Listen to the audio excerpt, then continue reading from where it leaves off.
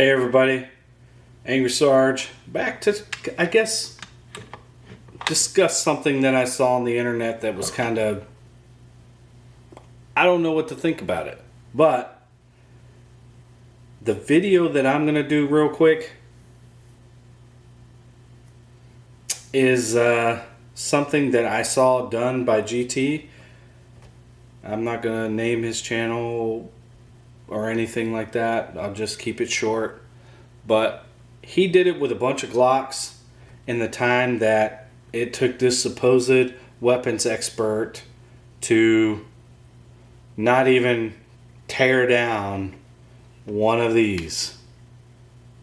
Y'all know what this is. If you're a builder, you know. So I just wanted to add a little spice to it. Throw some a 320, a 226, and a Beretta, you know, a Walther, and a SAR 9 SOCOM, as well as a Glock and a P80. So, just wanted to throw them in here, do something fun, and I'll start the timer. We'll see how long it takes for me to do these. We'll go from there.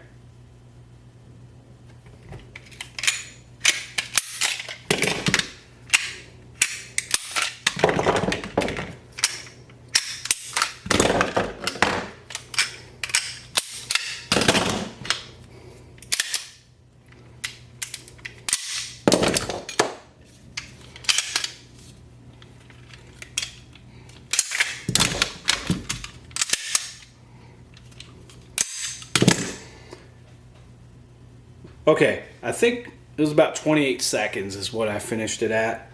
And I just want to say something while I'm putting all these back together. The thing that disturbs me about this whole thing is this guy is a supposed weapons expert. Supposed weapon expert. And yet doesn't really know anything about what he was talking about, go figure, or how to even disassemble it, which is ridiculous. It's not that difficult. But, you know, in my personal opinion, I don't think these are firearms guys. They can't be.